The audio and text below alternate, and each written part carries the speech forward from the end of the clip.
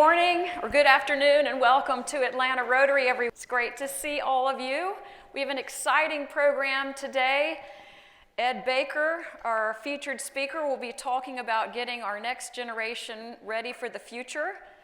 And we have a special guest, Larry Sampler, who will be sharing some important insights about the situation in Afghanistan. First, though, to kick us off, I'm excited to introduce fellow Rotarian Pat Upshaw-Monteith, who will lead us in the pledge and the invocation.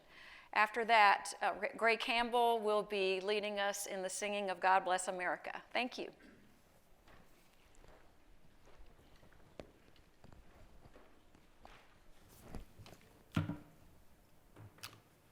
I pledge allegiance to the flag of the United States of America and to the republic for which it stands, one nation, under God, indivisible, with liberty and justice for all.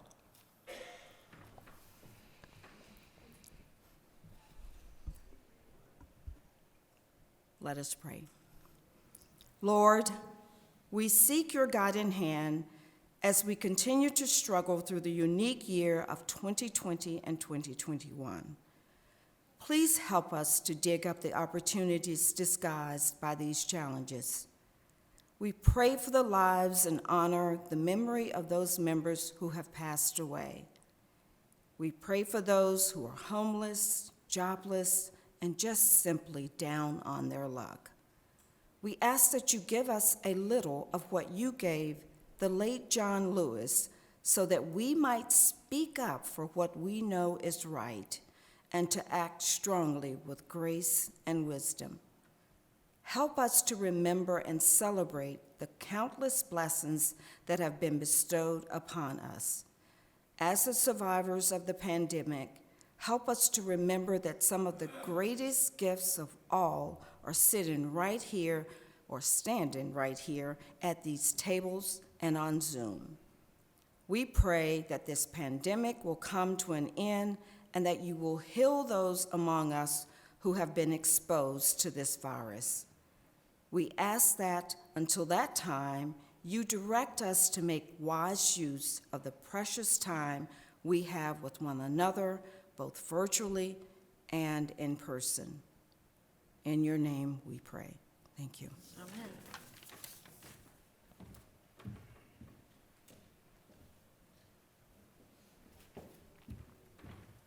Please join me. This is the ladies' note. This is the men's note.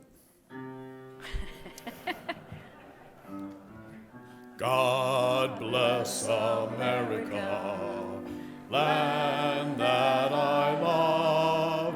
Stand beside her and guide her through the night with the light from above. From the mountains to the prairies, to the oceans white with foam.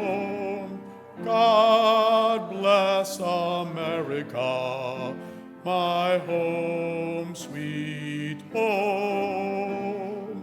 God bless America, my home, sweet home.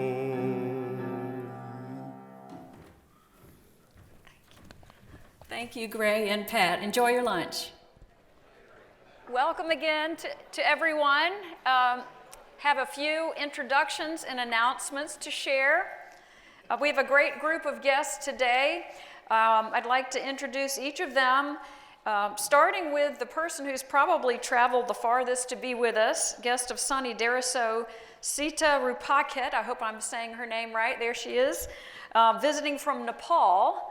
She is the former club president in Kathmandu and now serves a district role for Rotary, but welcome to you, Sita.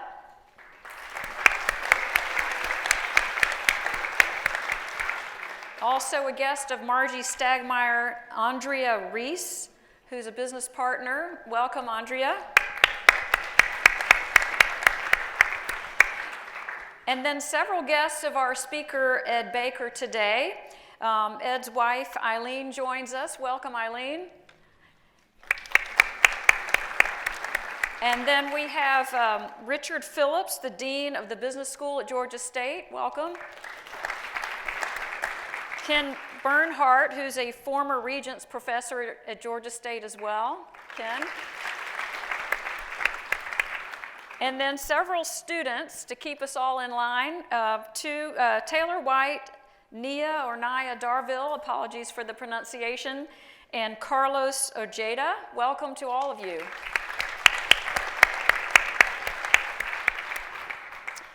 Also, just a few announcements. If you have not yet paid your dues, please do so, as we've now passed the 30 days mark. If for any reason you did not receive your invoice, please let Lindsay Wallace know, and we'll be sure to get that to you. Also, a friendly reminder, we've tweaked things coming out of our COVID chapter. Our program starts promptly at noon, so please be sure to come early for fellowship time. We'll start at noon and then work hard to get you out of here by 1:15 each week. And finally, just to let you know, there will be a celebration of life for fellow Rotarian Paul Beckham on this Saturday, August 28th at 1 p.m. at Peachtree United Methodist Church. As many of you may remember, Paul passed away about a year ago. He had been a Rotarian starting in 2014 and was a longtime partner with Bob Hope at Hope Beckham. So please continue to keep Paul and his family in your thoughts and prayers. And now we have a new member introduction. Kevin Grainer will introduce Jeff Beckham.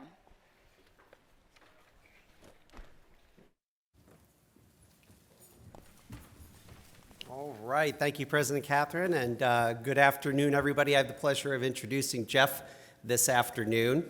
And on behalf of my co-sponsors, President Catherine and Lauren Kuntz, delighted to be here. So Jeff is the EVP and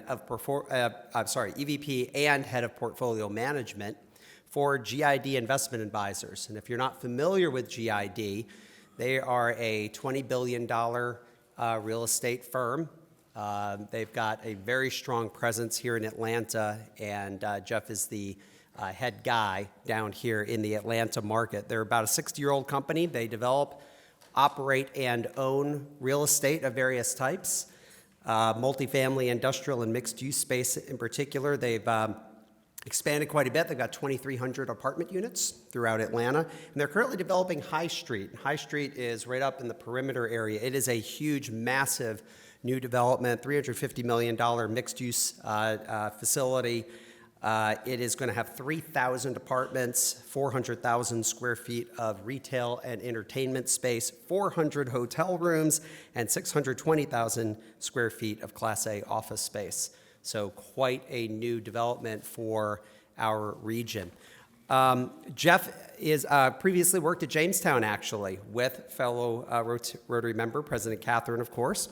He also spent time at Tishman Speyer and at Hines in New York, Atlanta, and also in London and Tokyo. And he shared with me that he didn't have a passport when he was first asked to go overseas in his 20s, but now he's been to some 40 countries. So I got to know Jeff really through our board work at the YMCA together. Jeff joined the board a few years ago. He very quickly came up through the organization, through our board. He chaired our finance and budget committee in 2019 and 2020. Very challenging, but very rewarding years for the Y. And I really got to see Jeff go to work and have that quiet, steady leadership that we really needed during a very tumultuous period in the organization's history. He was the perfect guy for that.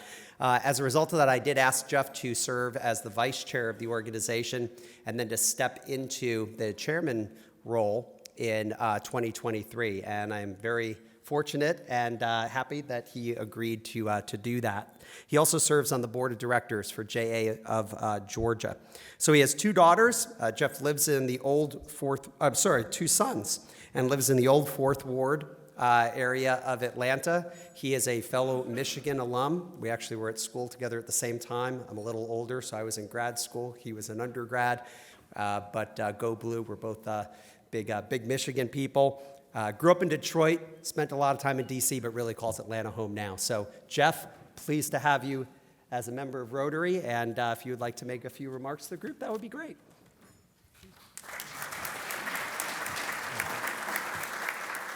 So, thank you to everyone for having me. I'm very excited to become a Rotarian. The service aspect is important, and as Kevin mentioned, when I was first asked to go overseas, I was tasked to go on 24 hours notice. I was for 4 months out of college. I'd been to Canada and Mexico, didn't have a passport. I had my parents fax a copy of my birth certificate the day I was supposed to leave, and can't get a passport just on a fax copy, but there was a gentleman who worked in the back who saw I was stressed and said, you know what, we can get this, let me take care of it, give me what you have. I got a passport issued in 6 hours, 3 hours before my flight left, and that essentially launched my career. So the kindness of that gentleman was key to launching my career, and I believe paying that kindness forward is a crucial part of society, because you never know how you're going to impact someone. So looking forward to getting to know all of you and moving forward. Thank you.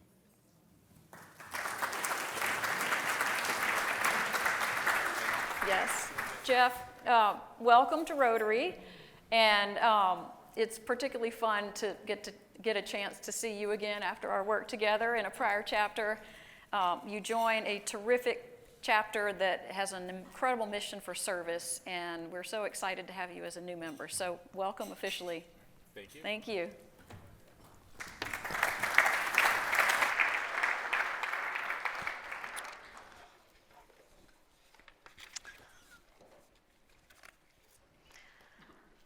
In our continued quest to keep all of our members informed on the issues of the day, we are especially excited to have our next speaker, who will be sharing some insights about the situation in Afghanistan. Larry Sampler has served as an executive in the Obama administration and was responsible for USAID's work in Afghanistan and Pakistan. He has traveled in those two countries, I think, over 60 times, and also lived at one point for several years in Kabul. He has extensive experience in conflict environments, having served as a former Green Beret, and also extensive experience in post-conflict stabilization and restoration. He was even awarded a constitutional medal from Afghan President Hamid Karzai for his support of the Afghan government. Larry now lives in Atlanta. He's a graduate of Georgia Tech and also has a graduate degree in diplomacy from Norwich University. I want to say a special thanks to our fellow Rotarian Sham Reddy. If Sham is here today, I'm not sure, but there he is. Sham, as you know, chairs the Carter Center Board of Counselors and knew just the expert to call when we reached out with our interest in helping get informed on this whole topic. So welcome, Larry, and appreciate your being here.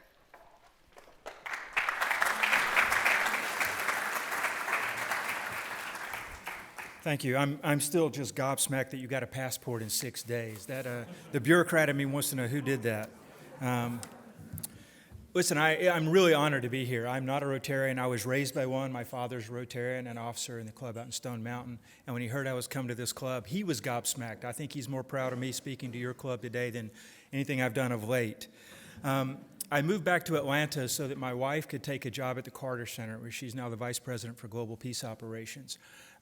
We both felt it was important that we live and honor the commitment we made to women in business, and this was her opportunity to shine. I'm thrilled to be back, though. My dad is here. It's a good chance for me to spend some quality time with my dad.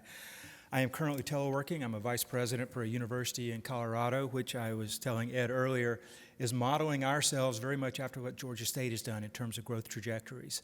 And so it's an honor to share the room with Ed and the Georgia State crowd. Also, by the way, my son graduated from Georgia State in December, so thank you all very much. That was a challenge, and I appreciate you helping us with it. Asking me to talk about Afghanistan in just 10 minutes is a little bit like wanting to talk about the Atlanta 2016 Super Bowl without cursing. I'm going to do the best I can, but it's going to be a challenge. The two empty chairs that are here already, if they weren't here, I would have pulled them forward. It's a tradition for me when I speak on Afghanistan, around the world actually, to have an empty chair that represents the security forces and the men and women who've lost their lives in Afghanistan or in Iraq or in the other places we've served. We couldn't do as civilians the work we do if it weren't for the work that our military men and women do. So I like to leave a chair empty to remind us all that we don't get to do this for free. There are consequences of the decisions that our civilians make in places like Afghanistan. The other empty chair represents all the true scholars. There are people in every room I speak in who know more about some part of my topic than I do, and I need to be reminded of that. It keeps me humble, and it reminds me that it may be true that in the land of the blind, the one-eyed man is king, but he's still just a one-eyed man. And I do know a lot about Afghanistan, and I'll share as much as I can in the 8 minutes I have left, but it's limited, so I hope we'll have a chance to talk more. I won't do my bona fides at all or my background other than to say I did begin as a Green Beret. When I was turned 18, I went in the Army, 16 years in the U.S. Army Special Forces, and then moved over to the State Department, to U.S. Agency for International Development. I've worked for the OSCE, the Organization for Security and Cooperation in Europe. I've worked for the United Nations. I've worked with Frank McKenzie, who's now the CENTCOM commander in Florida. Actually, I think he's in Kabul still. So I'm either a jack of all trades and a generalist, or I'm a man who can't keep a job. And you can decide at the end of this presentation which you think it probably is. I left government in 2016 as a member of the Senior Executive Service. I was running all of our development programs in Afghanistan and Pakistan. My annual budgets were ridiculous. They were about $2 billion per year when I started and about $6 billion when I left for civilian assistance in places like Afghanistan and Pakistan. Now, on to the meat of the conversation. There's a little bit of movement here. A good rule of thumb for understanding Afghanistan geographically is a fist with an extended thumb. If you think about the knuckle gaps across the top, from the east to the west, it's Tajikistan, Uzbekistan, and Turkmenistan. Former Soviet republics, former Soviet states, very much still governed in the Soviet system, some oil wealth, but a lot of really unstable governments to the north. Down the side of your hand is a long, porous border with Iran. The Iranian influence on what is geographical Afghanistan, it goes back centuries, well before our country was even a gleam in our founding fathers' eyes. So that's an important border as well. Across kind of the bottom of your wrist and up the side of the thumb is a long, porous mountain border with Pakistan. That's been the origin point for some of the fiercest fighters over the past several centuries and also some of the worst terrorists over the past 20 or 30 years. And then the very tip of my thumb is about a 70-kilometer border that Afghanistan shares with China. Not a big deal to us, not a big deal to the Afghans, but for the Chinese, it's a very big deal for reasons I'll touch on in just a minute. Afghanistan has been called the graveyard of empires, not just because they have been militarily difficult to defeat, but because some of the empires that challenged Afghanistan didn't fare very well in the aftermath, the Soviet Union being one.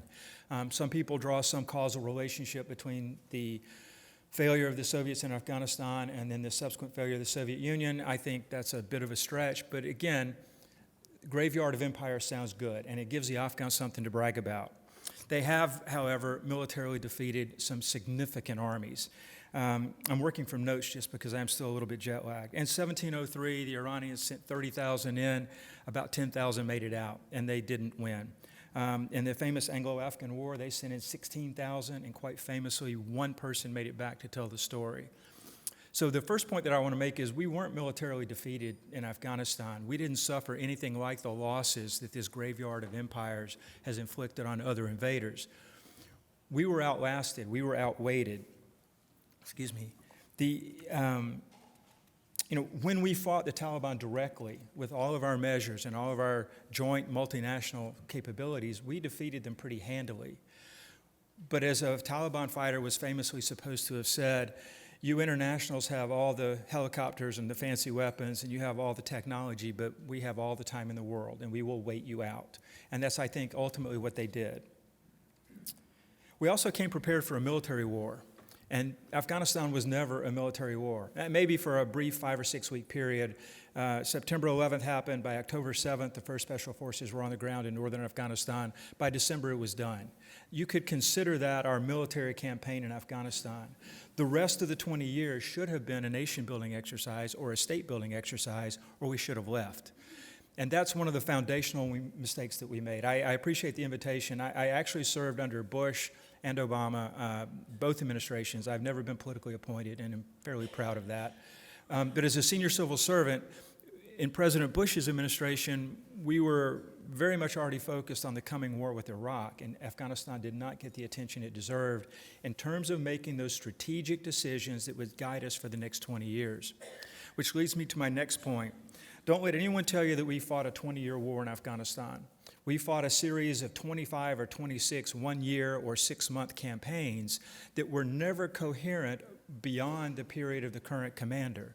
So when each commander rotated into Afghanistan, he, and they were all men, was basically spent 6 or 8 months prior working on this blank sheet of paper that was going to be his campaign plan for Afghanistan. In the early days, I got there in February 2002, and the bombing campaign was still going on. And we thought we were going to be only in Kabul, and we thought we were going to be there for 6 months. The Powell Doctrine kicked in. General Powell famously said, if you break it, you own it. We felt like we had to have some sort of a government to fall in after the Taliban had collapsed, and so we stayed a little bit longer to do that, and then a little bit longer to do the next thing, and before you know it, 20 years has passed. So it was a series of 21-year wars, if anything, not a 20-year war. The nation building deserves a moment of conversation. Francis Fukuyama has done some famous work on nation building and state building. A nation in Afghanistan is a group of people who have a common bond. There are at least a half a dozen nations in Afghanistan in the geographical space there. What there isn't is a strong central state.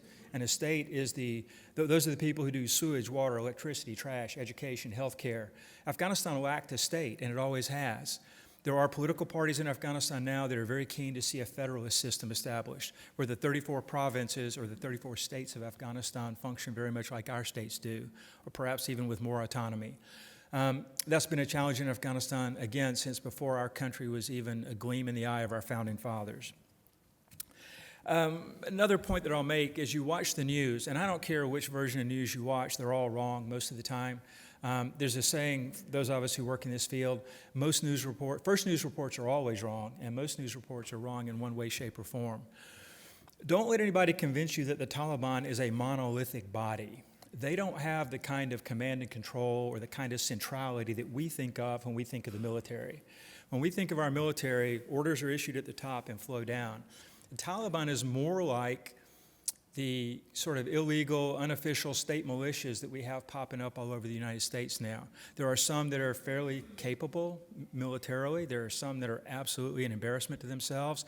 And then the vast group in the middle are really just kind of armchair Taliban. They aren't out actively causing problems. I went to a dinner in 2002 in Kandahar, which is the south of Afghanistan, and I was with the senior UN official at the time, and I had no idea he was going to call on me to talk to these assembled elders. And when it was my time to speak, through the interpreter, I said, do you have any problems here with the Taliban? Is there anything that we can do to help? And the room burst out in laughter, and the spokesperson said, Mr. Larry, we're all Taliban. You're eating Taliban food, you're sitting in a Taliban house. We are all Taliban. But they made the point that doesn't mean that they've taken up arms against the government. They view the Taliban as almost a political entity more than a combat arm or a military entity. Pronouns are important. I should also say, talking about the debacle in Kabul right now, when we talk about the we in Afghanistan, there are 53 nations that were involved in Afghanistan. 53, all different, all have different ways of operating, different languages, different currencies, different incompatible aircraft parts, and different visions of what success looks like. The French judicial system is nothing like the American judicial system. And to have French and American advisors at the same time trying to advise Afghans, who, to be honest, probably couldn't read 10 years ago. They have a huge literacy problem. It was just too much. So a large part of the confusion that you're seeing in Kabul now is a reflection or a microcosm of the larger confusion that we not only endured, but we created in Afghanistan over the course of these 20 years. I had the privilege to work on the intervention in Bosnia and Herzegovina at the end of that war in 1995. And one of the successful things we did was create a high representative. And he was the belly button for the international community. If you had a question about what the internationals wanted done, he was the person you went to. When I give lectures on Afghanistan, I ask people, if you want to send a postcard to the international community in Afghanistan, who do you send it to? There is no equivalent belly button for our work in Afghanistan. Now, very quickly on to consequences, and then I'll take my seat. First question in Afghanistan as we watch the fall of Kabul is who wins? I think first on that list has to be Pakistan. And it frustrates me and infuriates me that Pakistan has never been seen as the impediment to success in Afghanistan that it should have been. We could not fix Afghanistan without engaging Pakistan. For reasons that escape me, we chose not to do that. Now, I think one of those reasons might be that we feared instability in Southeast Asia worse than we feared failure in Afghanistan. We have no compelling interest in Afghanistan other than our engagement there. But we do have a compelling interest in peace between India and Pakistan, peace between Bangladesh and Pakistan. We also have a compelling interest in Pakistan's nuclear weapons. Their weapons are not all large missile-mounted weapons. And there was concern that if Pakistan were destabilized adequately, some of those weapons might go missing. And that is, of course, everyone's nightmare scenario. So Pakistan, for reasons that we can like or not like, was untouchable to us. And the Taliban knew this. The ISI, which is the intelligence arm of Pakistan, knew this, and they worked with impunity. A four-star general threw a folder across the room in just complete frustration, having lost 6 soldiers to an IED, an improvised explosive device that was manufactured in Pakistan and brought across the border. We know who made it, we know who paid for the parts, we know where they live, and we know who they work for. But we couldn't go after them. They were 16 miles over the hill, and we couldn't go after the people who built those IEDs. So when we talk about moral injuries in Afghanistan, those of us who lost men and women in our organization to these improvised explosive devices, that's kind of the crux of it is we could have done more to protect our people, we could have done more to protect the Afghans, but for a lot of diplomatic and political and geopolitical security reasons, we chose not to. Who else wins? China wins. This is China's near abroad, 76-kilometer common border. Might not sound like a lot, but that Wuhan corridor, China views that as the economic pathway they will use to take their portion of the $1 trillion of rare earth to be found in Afghanistan. $1 trillion is not a made-up number. It was validated by the United States government based on some fairly sophisticated surveys and assays that were done. And China now sees in the chaos, they have the opportunity to secure a lot of that wealth. That's not unlike the way they've worked in other places in Africa, for example. China has a fairly aggressive approach to extractive agreements where they can go into a chaotic situation, choose a winner, create an island of stability that is good for them from a business perspective, do what they need to have done, and then leave. And I think China will do that with Afghanistan. On the national or on the international stage, China is already benefiting from a public relations victory. They're painting the Americans and our allies as being fickle. Don't trust the Americans. They say they'll help you, but they won't stay. They're showing pictures of Kabul right now saying we're incompetent. We're not capable of doing something as simple as a NEO, which is a non-combatant evacuation operation. So China is making hay in the public relations realm by saying we are much more competent than the Americans are. Another winner, Wahhabism, which is Islamic fundamentalism. And let me just say right up front, I have lived among Muslims and been absolutely thrilled with the quality of life that they have and the attitude they had towards strangers. I do not tolerate the notion that Islam is evil or Islam is bad. It just, it isn't.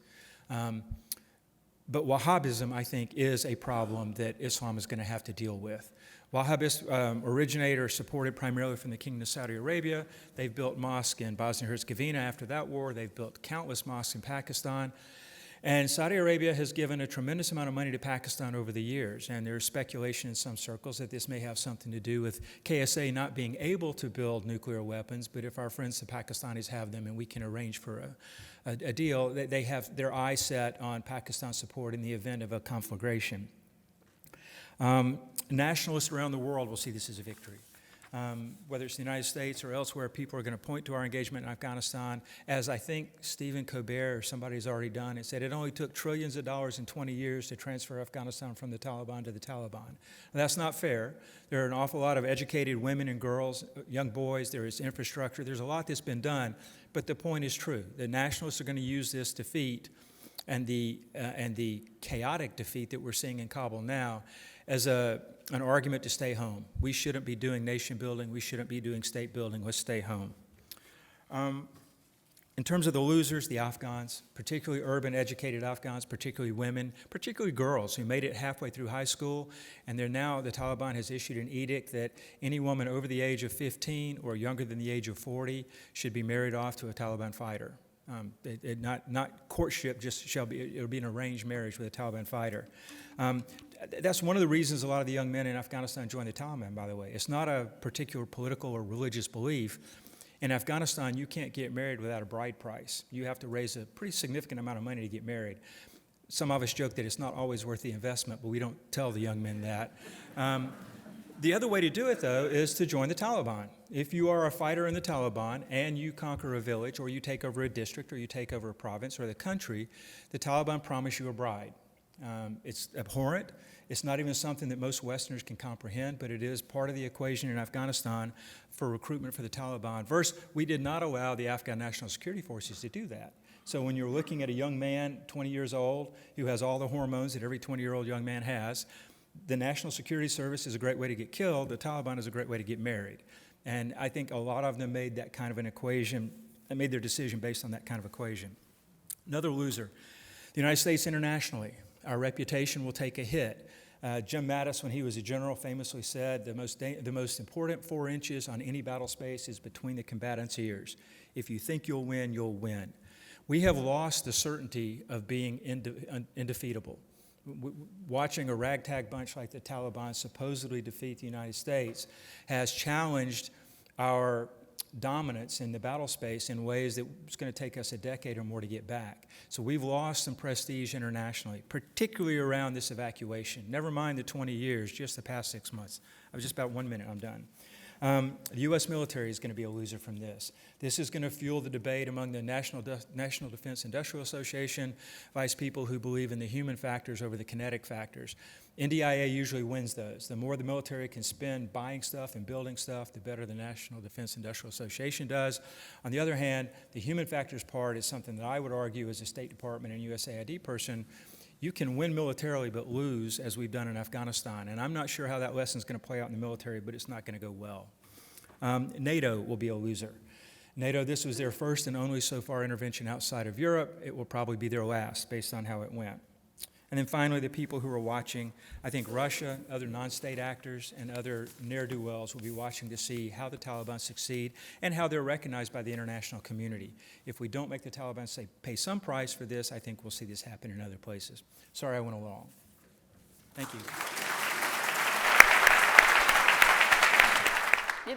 It is so hard to walk back up here and have to bring Larry's comments to a close. I think we could sit here for hours, and I know that we've all been hungry to have some sort of framework or context to process the events that are unfolding by the hour. So Larry, thank you. You've done an amazing job giving us that perspective.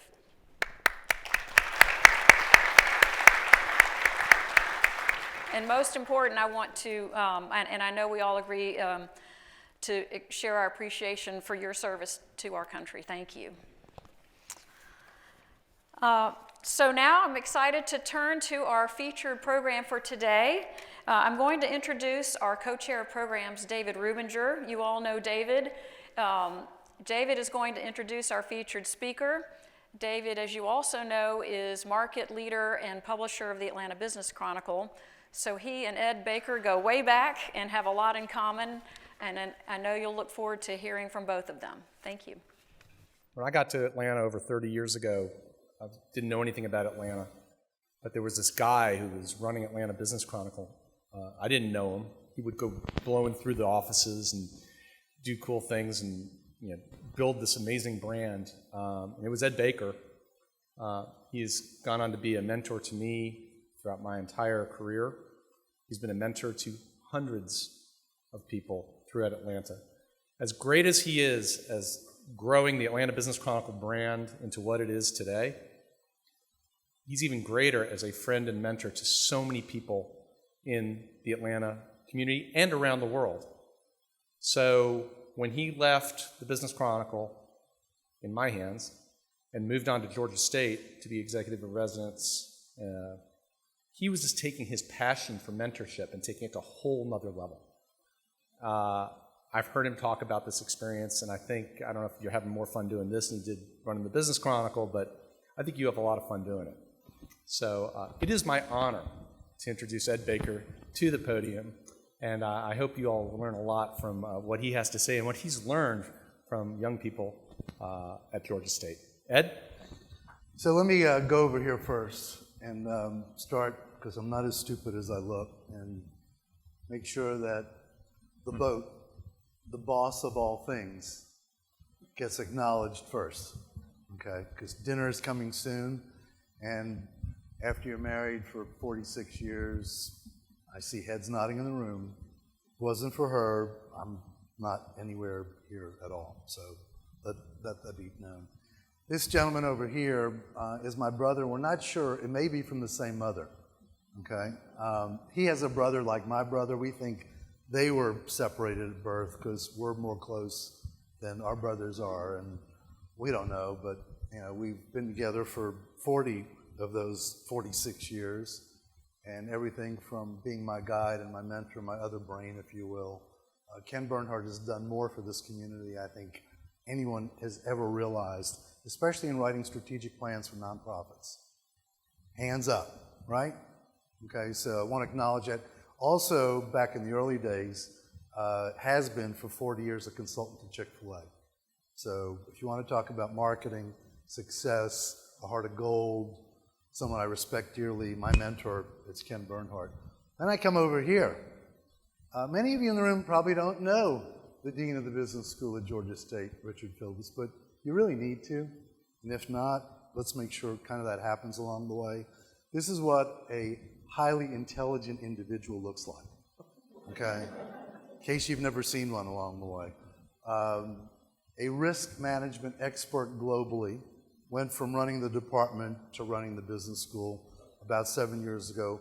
A visionary in education, okay? Something, again, Georgia State is not known for promoting its properties nor its deans along the way, but a true visionary. This 7, 10, 12 years ago, when it came to the discussion of fintech or digital technology or digital science, completely got it, transformed the business school to what you see today. I could do an entire day on the transformation that's taken place under the dean's guidance in 7 years. In my opinion, and watching business for all these years, this is probably the worst job in town, okay? The constituents that he has to serve and to balance the balls that you have to as a business school dean is remarkable. It's been part of my education the last 6 years and seeing what it takes to kind of operate along the way. Over here, Taylor is an extra special person to our family. When I went to Georgia State, we started a Distinguished Student Scholarship. Okay, Taylor was our first recipient, year number 1. She's here today to validate that what I'm saying is the truth, the whole truth, and nothing but the truth. So I have witnesses here to prove what I'm about to cover isn't just make-believe and Ed speak along the way. This is Naya Danville. Naya is our current Family Scholarship winner in the MBA program, and it's not just a scholarship, it's a Distinguished Student Scholarship. So you're seeing distinguished people along the way. And then there's Carlos. Carlos is one of my living, breathing students. Okay, I couldn't be more proud of him. So after we're done, if what I'm about to cover isn't real and isn't right, you go to the witnesses along the way to validate, because in today's world, everything is on camera. So I've got to have support for what comes out of my mouth to validate what I'm about to say to you, okay? That's the backdrop. So let's go back 37 years ago, okay? The first time I had the opportunity to speak to the Atlanta Rotary Club. I have enormous respect for who you are and what you do for all these years along the way. And to be able to come back today and have an open conversation with you excites the hell out of me, okay? Especially on the first day of school, okay? So kind of the planets have lined up, and I thank David for saying to me one day, you know what, you've really got a story to tell. You should probably tell the story. And today you're going to kind of catch the drift of the story. But 37 years ago, when I was the 32-year-old publisher of the Chronicle, okay, it was my second year, and talk about nervous as hell in front of a group of people. It was at the top of the Mart, is where the group used to meet.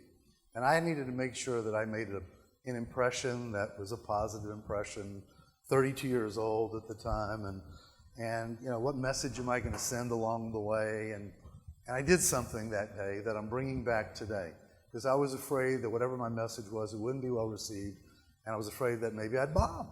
I was new, and I was young, and you never know what comes out of my mouth. It could be. So I decided then that in order for me to equalize everything, that I would give everyone $100,000. Okay, so at least if you walked out, okay, how was Ed today? Well, he wasn't very good, but he gave me $100,000. Okay, so 37 years later, okay, if I bomb and you're not happy, we got more 100,000 grand candy for each and every one of you. So do know, that I totally appreciate this group, and it was 37 years ago, and maybe it'll work again, and maybe it won't, but we'll go on from there. So that was 37 years ago. We fast forward to today, and I really want to zero in on a few different messages that kind of lay out the conversation today. I would love for you to walk away with two things.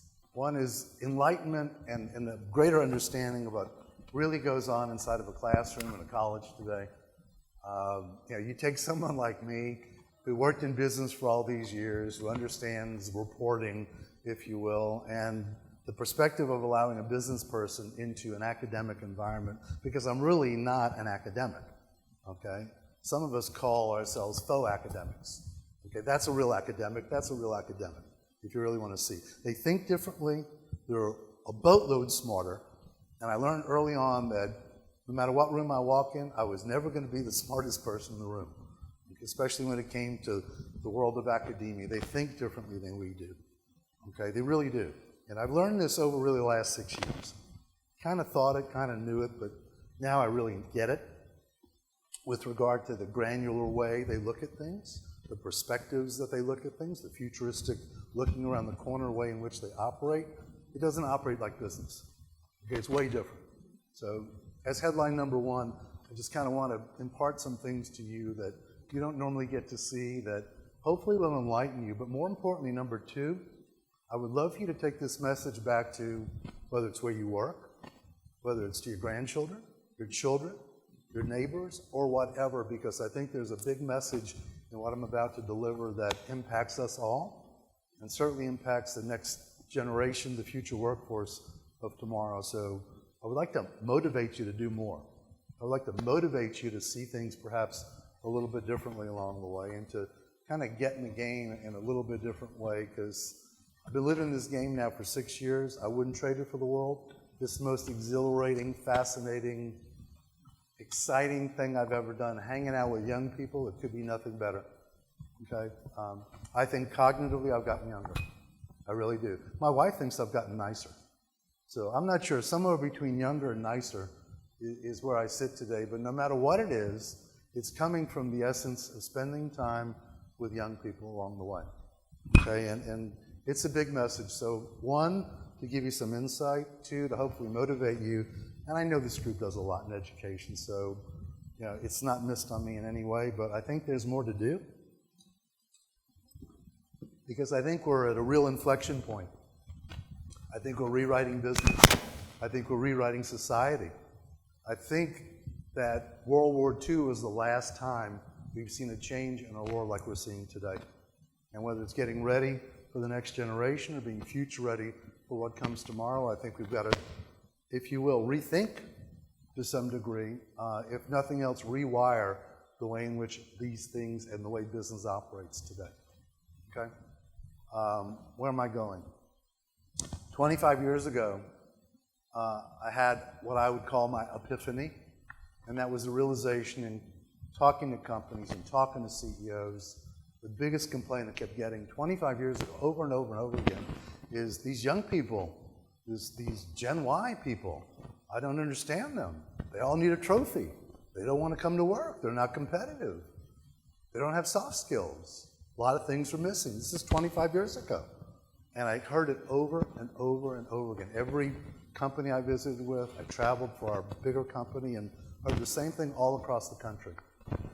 That these children are super smart, but they're really not ready from the standpoint of essential skills, soft skills, human skills, call them what you want. They had half, but they didn't have the other half. So, what do we do about it? Do we write about it? Do we create conversation about it? Whatever, all along the way. And I came to the realization that, like always, you got to start at the top and kind of work your way down. So I started meeting with the deans of the business schools all throughout the state of Georgia 25 years ago to talk to them about what I kept hearing was this big issue. Went to the Board of Regents, talked to the Board of Regents, heard the same story, that, yeah, this is true, that, we're really not teaching soft skills, we're teaching hard skills, and the years kept clicking by. I would make an annual pilgrimage, as I called it, to see the business school deans, to see if they were making progress, and this went on for close to 10 years.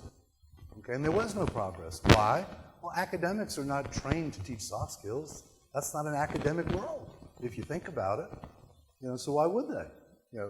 Professors who really want to live in academia are more interested in tenure, okay, and pure academics. And there was a kind of a no there. There was a divide in between the two sides of the fence on what academics wanted to teach and what soft skills looked like and what business wanted along the way. I got no pushback for years. We had luncheons with business school deans. We had all kinds of different conversations along the way, but a decade went by and nothing happened. Okay, it was just pretty much a broad conversation. And then 12 years ago, I get a phone call out of the blue from Mercer University that says basically, okay, Big Mouth, why don't you come teach this? Okay, and it's like, what? He says, yeah, we'll teach you how to teach, and you come do this, and you transcend it because you keep talking about it, come do it. So I took the challenge 12 years ago, and I went to Mercer. They gave me, two excellent academic coaches to figure out what a syllabus was. What do I know about a syllabus? Or how to teach. What do I know about teaching? And so they said, we'll give you the basics, we'll train you up, and we'll put you in front of a class. And they gave me a class of graduate students. Okay, they said, we're going to start you with graduate students because they're more sophisticated, they're smarter, they have a little more experience, and you won't walk out on the first day. Because if you see what the undergraduates look like, And oh, by the way, these graduate students came from UGA, University of Florida, William and Mary. Many of them were not undergraduates at Mercer. They came from every school that you can imagine. And when I got done with the class, the very first one, I was astonished, I was aghast, I was depressed because there was so much they really didn't know. And until you'd gone into a classroom and really talked to them and worked with them and had a conversation with them, you didn't know. Just like we don't know, right? You work on your side of the fence, the supply side, if you will, works on its side of the fence, and off we went. So I got through with the first class. Loved it. Thought it was the coolest thing I'd ever done. It was learning young people, learning how they thought. Really, it was almost a sociological experiment for me, to see what another generation looked like along the way.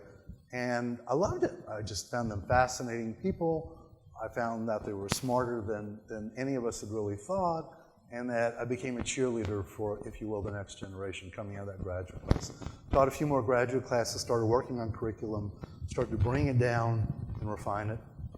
And the more I did it, the more I came to the realization that this is bigger issues here than I even thought. That what they really didn't know was what they really didn't know, just like all of us. And if you think about it, where did you pick up soft skills? It was either in your home, right? Or for some of you, you got lucky and you got it in the school. But if you look at the majority of everyone, okay, many don't have parents, so how would you know? Many have never focused on soft skills, how would you have gotten it? The school system doesn't want to teach it. And so the next generation comes. Can we stop the squeaking? Good, thank you. The next generation really doesn't know what they don't know, so as I began to refine the product, I used data and research. I kept asking them, give me your top 25 takeaways from this class that I just taught, okay? I want you to have a list of self-improvements that you're going to make. What I started to teach was the pursuit of happiness and success, okay? In fact, that's even what it kind of got named to. It's personal development. Okay, so what did you miss along the way? I kept asking them, what did you miss? What else do you need? What is missing in this equation? And it turned out to be more than we even thought about it. And so we went on. Then I made the decision, based on the research, based on teaching these classes, that I really wanted to leave the Chronicle, turn it over to David, thank God, and do this full time. And so 6 years ago, the risk taker, okay, took a gamble on me, and I got a chance to come back to Georgia State, my home, where both my degrees are from, working with our students. I was one of them. I was not born into privilege, and I didn't have soft skills. That was the other aha moment, that, hey, wait a minute, who taught me soft skills? Well, my dad died when I was a senior in high school. I didn't get it at home. I didn't have those things. And the more we dug into it, the realization was that he was willing to take a risk on me 6 years ago to come back to Georgia State to start, if you will, teaching soft skills. Okay, and to take the data, take the 25 takeaways from each student every semester, and to also get what they were going to personally develop along with what they liked and didn't like from the class, and start to define and refine that whole soup pot along the way. So over the last 6 years, okay, the program started out as a test, and then thanks to Eric Joyner of AJC International, he underwrote a 3-year pilot that we've just completed to see if, in fact, we can really move soft skills next to these students with hard skills and what comes out the door. He just finished his Deloitte internship. We'll talk about how that worked out later. But to fast forward based on this change in society to a new level, these kids have got to grow up faster than ever before, okay? What they have been through the last couple of years, you don't want to know. But what they're coming out with is skills and talent and traits that can be exceptional as long as they get the soft and the hard skills. We've proved it over the last 3 years. Many of them have gone on to much bigger and better things. The 3-year test is now complete, and the dean has signed off on now expanding the program. It's called RISE, okay? I focus on sophomores. After all this time, it's sophomores. Why sophomores? Do you remember when you were a sophomore and you had to declare your major? Okay, how many people do you know who declared a major, got a degree, landed up working in something else? About half, okay, on one side of it. Doesn't have to be that way. They can really figure out in a much more direct way what they are good at and what they measure. And part of it is self-assessment, which we do a lot of. But the reality is, there are crosswords where now I got to be an adult, okay, as opposed to a young professional. I got to figure out what I'm going to major in, and in 2 years, I'm on the way. You remember that year? Yeah, watching heads nod along the way.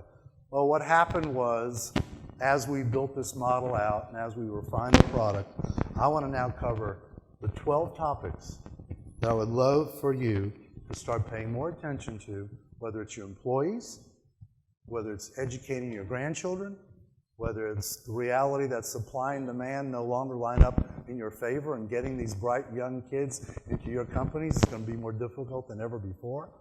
And there's the smartest group I've ever seen, okay? The Z group is the smartest group we've ever seen, and get ready for Generation Alpha, because they're 11 years old now, okay? They're 11. And this is all about future ready.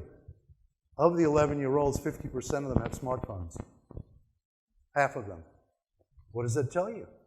Lots of different things. Access to information, where they're spending their time, the use of technology, where the whole world is going. So let me give you the 12, okay, as we build this next model into an advanced version, if you will, of soft skills, and more students getting soft skills so they come out balanced. And some of these are going to kind of blow your mind, because they've blown my mind for a very long period of time now, for about 12 years. Okay, number one on the top of the list, okay, that if there was one sweeping one that I wish you would dive deeper into in your own world, it's the management of time, okay? And if you think about it, how many of you took a class, a workshop, read a book, or have a process of time management, okay? I will tell you that walking in the door, 8 out of 10 students have no clue what I'm talking about when we get to this area. Though they all admit they don't get enough sleep, 6 hours, and they all admit they're spending too much time with that phone, 6 hours, okay? Half of their life is spent sleeping or on the phone, okay? And it's kind of shocks them, doesn't it, Carlos? Yeah. You know, and what are they going to do about it? Well, most of them don't know that there is a process called time management, but they also don't know the connection between time management and stress, okay? Or time management and instant gratification, okay? And these are things that can be taught, and the process can be taught, and it could be learned in the 4th grade, okay? Some of this is, thank you. Some of this is about understanding that we could do time management early on. But look at your own worlds, look at your own children, look at your own family. It is far and away number one, and they asked for the class on time management. It wasn't me coming to the realization this is what you need. This is one of the ones that they told me. So number one, time management along the way. 2 blew my mind, and it happened just the other month. Teamwork. How important is teamwork in your world, right? Well, think about it. When you're in high school, and when you're in really grade school, you're taught to work independently, okay? It's all about your grade. It's all about your performance. It isn't about a team. I found out by digging further in that 8 out of 10 of these students had never worked as a team. This is up to the point that they're a sophomore. And this isn't just Georgia State. This is every school in this country. I mean, it's all across the country now. That think about it. Where do you learn teamwork? If you didn't play on a sports team, you probably didn't get it, okay? It wasn't taught. It isn't. And how do you get teamwork? It's experience, right? So think about and understand that your entry-level employee may know very little about team. You can send them on their own assignment. They'll bring you back A to B what they need, but at the end of the day, they got to work in teams. 3, the whole topic of relationships. Again, another mind blower. You know, we all know the importance of relationships. They have the concept of the importance of relationships. But if you think about it, you're told in the 4th grade, don't talk to strangers, don't talk to people you don't know, right? And so they're walking into college, and some crazy man like me stands up there and says, you got to build a network, you got to meet more people, you got to make cold calls, Sam. What? You're crazy. What are you talking about? I said, well, how far can a relationship take you? All the way. Okay? And for some, again, coming out of homes and families, whether single parents, no parents, whatever the case may be, because everyone's coming from some angst along the way. The whole issue of relationships is gigantic, and they're just learning about it. So whether it's how to follow up, okay, or what they say, or how they go about building a relationship, in many cases, it's all new to them. Okay, and it's an alien concept. So start to string these things together. No time management, no teamwork. Okay? And now we're getting to the point where relationships are fine among my peers, but now I've got to go talk to an adult. And this is where we all have this problem, and the way in which they communicate, because we've not put them in a position to understand how relationships work, how important they can be, and then you get into the whole discussion of emotional intelligence, the core, if you will, of soft skills. Well, I could do a whole day on this topic, but the reality is they don't even know what their emotions are. Okay? No one's ever had a conversation with them about emotional intelligence, just at the core level, much less what is your dominant emotion. And I ask them lots of questions that they have to respond to. What is your dominant emotion? What are your triggers? And what are you talking about, triggers? And aha moments, light bulbs go off. And none of this is hard to teach. This is coaching more than teaching. Okay, it's self-development, it's introspection, it's them having mindsets inside their head, but the whole emotional intelligence component, no wonder businesses complain. Well, it's our fault, really, because all this can be taught in the 4th grade. 5th grade, at least give them a concept that they can hang on to by the time they get to college. That's emotional intelligence. They have a negative bias. Okay, they're all walking in the door with not all, almost all are walking in the door with a negative bias. You know, it's what we call ants. And it's an automatic negative conversation. Okay? It is the thought process doesn't walk in half full. And it can be flipped. This is a big one that I love probably more than anything else. Attitude and altitude. Can we move someone from feeling negative to feeling positive about themselves? Living proof. Go talk to him about it. Because once you have it as a concept, you can execute accordingly. So negative bias becomes part of that emotional intelligence piece to fill in that blank. And then there's social intelligence. How many of you know about SQ? Would you raise your hand about SQ? There's IQ, there's EQ, and now there's SQ. Who's got it? Great. I love teaching class. SQ is social intelligence, not to be confused with emotional intelligence. But this is the third leg of the modern day stool. It's common sense, it's street smarts. It's not emotional intelligence, it's understanding how things work and how to get along, and it's a different type of learning. And yes, you can't necessarily teach common sense, but experiential learning is a major part of that. And I use experiential learning a lot. In fact, there are people in this room today that come to my class. I bring speakers to class every single week, and I bring the blue chip people to talk to our students about whatever the topic happens to be. So it has to come from multiple directions. Part of it is experiential learning, especially as it relates to common sense. Part of it is emotional intelligence to open up that door and that conversation, and do it also by third party, by others who can speak to the subject. Okay, so that's social intelligence. Critical thinking is another one. How many of you learned a process of critical thinking in high school? No. Well, why not? You all have to critically think.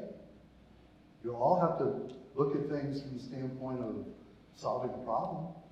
But why can't we teach problem solving at an earlier age? An opportunity along the way, yet another one. And then there's creativity. This is one that they brought up. This one's going to blow your mind. Ranks right down with critical thinking. Creativity, they don't believe they're creative. And if you think about it, in high school, there's very little for them to get their hands around creatively. Construction paper stops in about the third grade. Okay, but real creativity, this is the topic they asked for. Okay, talk to me about creativity. Well, I said, creativity is mainly education and confidence. Okay, and you can be creative. The big question I make them come back to is, if you were a tree, what kind of tree would you be? Okay, and they have to present that when they come in. So there are lots of little kind of nuances that go into it. I evaluate my first impression with them. Okay, because first impressions are so important. They don't have no clue about a first impression. So I give them an evaluation of what I thought of you after about 3 weeks into the class, and they're aghast. They're astounded. Okay, and they'll never forget it. I literally put them in an elevator to deliver an elevator speech. On their phone recorded that they have to watch and critique twice during the course of the semester. I put them in book clubs, but I don't tell them that one of the students in the group is a disruptor. Okay, and the goal of the disruptor is to make sure that the presentation does not happen the way it should. Okay, why? Isn't there a disruptor in every meeting you attend? Right? So the explanation, the emotional intelligence, the cross-connection, what really goes on out there is right in front of our nose. So creativity is a very, very big one that can be taught, can be trained. By the end of the class, I ask them, okay, how many of you do not think you're creative? Creative in different ways. And they all then believe they're creative. So confidence building for them is a big deal and something that I think that you and we and everybody else can really do something about. And the last two, personal finance. No idea what compound interest is.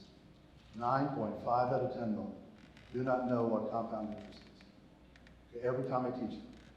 And personal finance, call it whatever you want, wealth management is critical, but not a discussion topic. Teach your children well in personal finance along the way. And then the last one is persuasive communications. They understand basically what communications are all about, but how do you get what you want? What is persuasive communication? What really is communication at a higher level?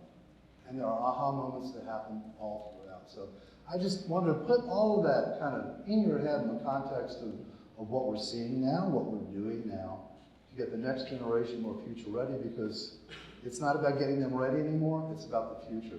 Artificial intelligence is here in a gigantic way. It's the conversation that happens on campus today. It's not coming, it's transformational. But when you talk about what happens next, it's a big one. So I'll stop there and open it up for questions, for comments from any of you, and you kind of catch the drift of what I've been up to, what the dean has allowed me to be up to, and kind of where we're headed next.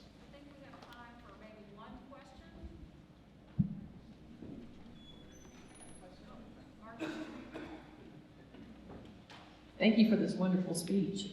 Could you list the 12? I was taking notes. Oh, sure, gladly. The 12. You ready? Okay, 1 is management of time. 2 is teamwork. 3 is relationships across the board. 4 is creativity. 5 is emotional intelligence. 6 is social intelligence. 7 is critical thinking. Personal finance. Persuasive communication. The last one I want to leave you with is leadership. Okay? You ready? I think leadership is eroding dramatically in this community. I think the next generation, and I can tell you just by conversation, I get in arguments with them now. They're more interested in management than being a leader. And where are our leadership development courses? Where are we placing that? And this isn't to say in the soft skills area that it's the package that we're putting together. I mean, there are courses you can take in sociology and psychology and leadership along the way, but this package of these 12 wrapped around some other learning that goes into it is really where the order of the day is in today's world. But I think from a Rotary kind of message, leaving you something to think about, look at how many young people are not involved in leadership. They are not interested in many cases because of the pressure on leaders, and they're not money oriented, and it's not the last generation. They'd rather live a happy life. They'd rather be a manager at best most, and that's good enough for them. But there's your 12. The last one, leadership, is where I kind of wanted to finish the conversation as well. So think leadership, think the next generation. What can we do differently perhaps to get them more engaged, get them more involved? Because I will tell you, in conclusion, the sophomores do not walk into my door knowing much about business. Okay? In fact, they're not students of business. But they know they're going to be going into business, and they've got to move from where they were to where they are, and we're the ones who've got to move them, I think, at a much faster pace, because future ready is what it's all about. It's not waiting until your junior or senior year to get an internship or experience. It's powering down. So thank you all for the time. Come visit, come get involved with us, whether it's the RISE program, the college,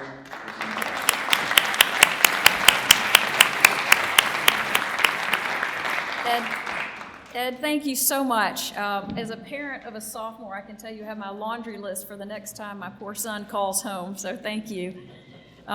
Please join us next week. We're excited to host Senator Raphael Warnock. You're going to want to register early, and we look forward to seeing you then. Thank you, and have a great week.